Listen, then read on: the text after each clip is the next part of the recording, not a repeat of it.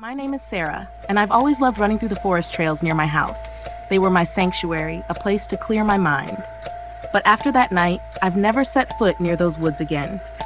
It was late October, and the days had already started to shrink. I decided to go for a quick evening jog before it got too dark. The air was crisp, and the leaves crunched under my feet. I remember feeling the cool breeze on my face and the satisfaction of pushing my body through the familiar path. It was just me, the trail, and the bushes on either side. But as I ventured deeper into the woods, a strange feeling washed over me, a prickling unease, as if I was being watched. I brushed it off at first. It was probably just my mind playing tricks on me, or so I thought. But then, I heard it, a faint rustling in the bushes to my right. I stopped and stared, peering into the dense foliage. Nothing. I convinced myself it was just a small animal and kept running. A few minutes later, I heard it again, this time closer, louder. The bushes swayed as if something or someone was moving through them. My heart pounded in my chest and I called out, "Hello? Is someone there?" Silence answered me back. I stood there, straining my ears, but all I could hear was the sound of my own heavy breathing. I continued to run faster this time, hoping to shake off whatever irrational fear was creeping into my thoughts. But then, just as I was about to round the corner of the path, I heard my name, whispered, almost indistinguishable from the wind. Sarah. I froze. My blood ran cold. It wasn't a voice I recognized. It was hoarse and ragged, like nails scraping against glass. I whipped around, scanning the bushes, but they were still. Nothing was there. "Who's there?" I shouted, trying to keep my voice steady. Again, silence. The bushes were unnervingly still, yet I could feel eyes on me, watching, waiting. I started to back away slowly, my eyes fixed on the spot where the whisper had come from. And then I saw it. A pale hand reaching out from the bushes, claw-like fingers curling around the branches. I gasped, stumbling back, my foot catching on a root. I fell hard, my head hitting the ground, dazing me for a second. When I looked up, the hand was gone, and the bushes were still again. Panicking, I scrambled to my feet and sprinted back the way I came, my lungs burning, my legs screaming in protest. But the whispers followed me, growing louder, overlapping, all saying my name in that same raspy tone. "Sarah? Sarah? Sarah!" I burst out of the woods, collapsing onto the pavement of the parking lot. I was shaking, gasping for breath. I glanced back, half expecting to see whatever had been hiding in those bushes. But there was nothing. Just the dark line of trees swaying gently in the wind. I never went back to those trails. I never wanted to know what was in those bushes. All I know is that it knew my name, and it was waiting for me. My name is Jessica, and I never believed in the supernatural. Ghosts, demons, doppelgangers, they were all just stories to me. That is, until I met mine. It all started a few weeks ago. I was leaving work late, the last person in the office as usual. I work in a downtown high-rise, and at that hour, the building was eerily quiet. As I stepped into the elevator, I caught a glimpse of my reflection in the mirrored walls. I brushed my hair back and adjusted my coat, ready to head home. The elevator doors slid shut, and I hit the button for the lobby. But then, the lights flickered, and the elevator shuddered to a stop between floors. I groaned, pressing the emergency button, but there was no response. Just my luck. I checked my phone, no signal. I sighed and leaned against the mirrored wall, staring at my reflection. That's when I noticed it. My reflection was smiling. I wasn't. I blinked, thinking my eyes were playing tricks on me. I waved my hand, and my reflection waved back, but the smile stayed. My heart began to race. I stepped closer, examining the mirror. My reflection's eyes locked onto mine, its grin widening unnaturally, stretching too far, showing too many teeth. I stumbled back, pressing myself against the elevator's opposite wall, my mind struggling to make sense of what I was seeing. Suddenly, the lights flickered again, and the elevator jolted back to life. The doors opened to the lobby, and I bolted out, not daring to look back at the mirror. I told myself I was just tired, that I'd imagined it. But the unease lingered. Over the next few days, things got weirder. I started noticing strange things happening around me. I'd come home to find the TV on, even though I was sure I'd turned it off. My clothes would be rearranged in my closet, and I'd find doors open that I knew I'd closed. At first, I thought maybe I was just being forgetful, But then my friends started acting strange too. It began with texts from my best friend, Megan.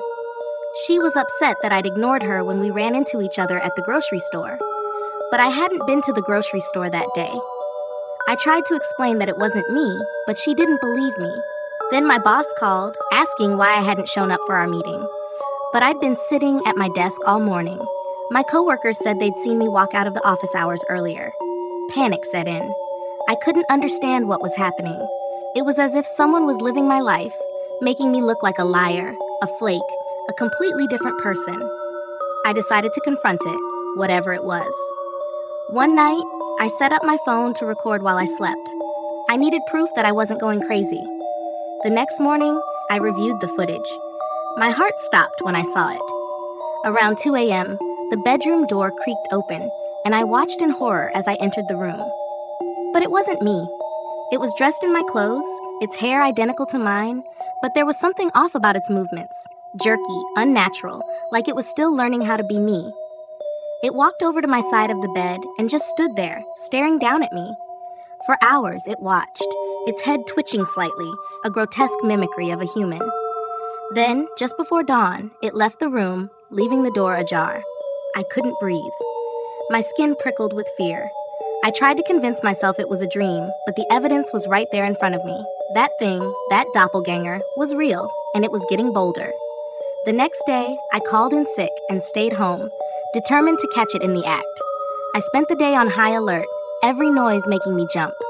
As evening approached, I stationed myself in the living room, clutching a baseball bat. Hours passed, and nothing happened. Just when I started to think it might not show, I heard the front door creak open. I held my breath as footsteps echoed down the hall. The air was thick with tension, my palms sweating around the bat's handle. And then it rounded the corner. It was me, down to the last detail, but its eyes were dark, soulless, and that same unnatural smile spread across its face. I lifted the bat, my hands shaking, but it just stood there, watching me with an eerie calmness. "Who are you?" I demanded, my voice cracking. It tilted its head, still smiling, and whispered in a voice that sounded just like mine. "I'm you." With a burst of courage, I swung the bat, but it moved impossibly fast, dodging my strike and disappearing into the shadows of the house. I searched every room, every closet, but it was gone. The doors were locked, the windows shut. It was as if it had never been there. Now I see it everywhere. In the reflection of a shop window, in the rearview mirror of my car, always watching, always smiling. I don't know what it wants, but I know it's waiting. And the worst part is, no one believes me. To everyone else, it looks just like me. I've started avoiding mirrors. I can't trust my own reflection anymore. Because one day, I know it's going to stop pretending, and then it won't just be me watching. It will be the one living my life, and I'll be the one left behind, trapped in the shadows, watching through eyes that aren't mine. My name is Mark, and I've always been an avid hiker. I love the solitude of the mountains and the freedom of exploring new trails. But there's one hike that I wish I'd never taken. It was supposed to be a routine weekend trip, a quick escape from the city, alone in the wilderness. But it turned into a nightmare that I can't shake. It was a crisp morning in early November when I set out. The sky was clear, and the trailhead was quiet. I had planned to hike a loop trail in the nearby national park, one that I'd never tried before, but had read about online. The trail was supposed to be a moderate, well-marked path with stunning views. I was excited to tackle it.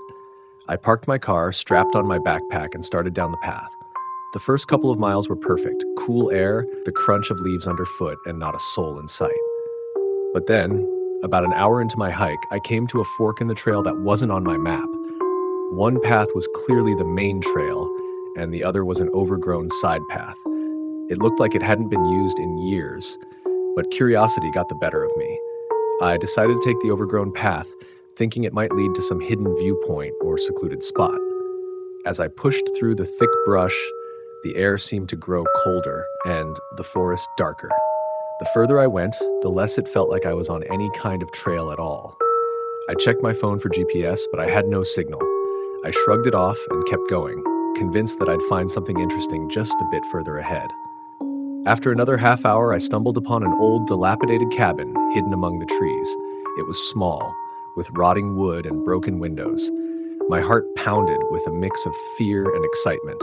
Who would have built a cabin all the way out here? It seemed abandoned, but there was something off about it, something that made my skin crawl. Against my better judgment, I approached the cabin.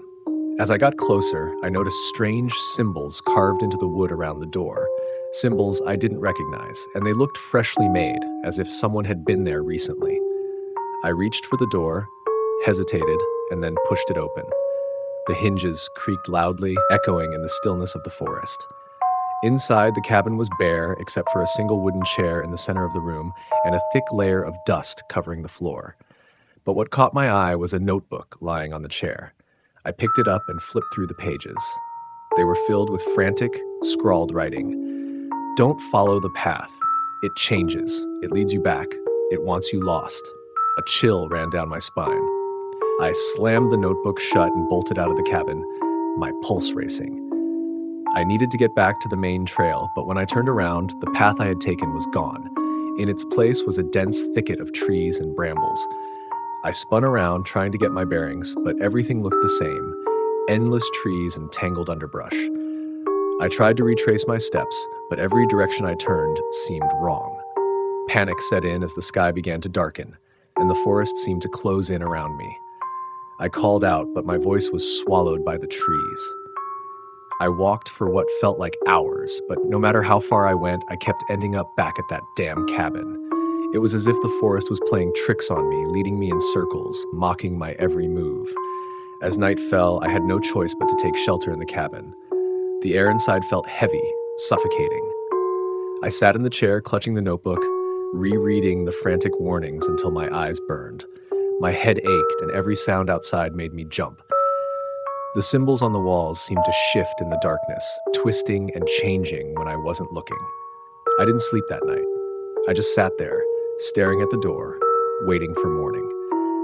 When the first light of dawn finally broke, I stepped outside, praying the trail would be there, praying I'd find my way back. But the path was still gone, and the forest looked even more twisted than before. It took me 3 days to find my way out. 3 days of wandering in circles, of seeing that cabin over and over, no matter which direction I went. When I finally stumbled back onto a marked trail, I was exhausted, dehydrated, and terrified out of my mind. I never figured out what happened in those woods, and I never went back. I still hear the forest in my dreams sometimes, whispers of the trees, the crunch of unseen footsteps, and that cabin waiting for me at the end of the path that wasn't there.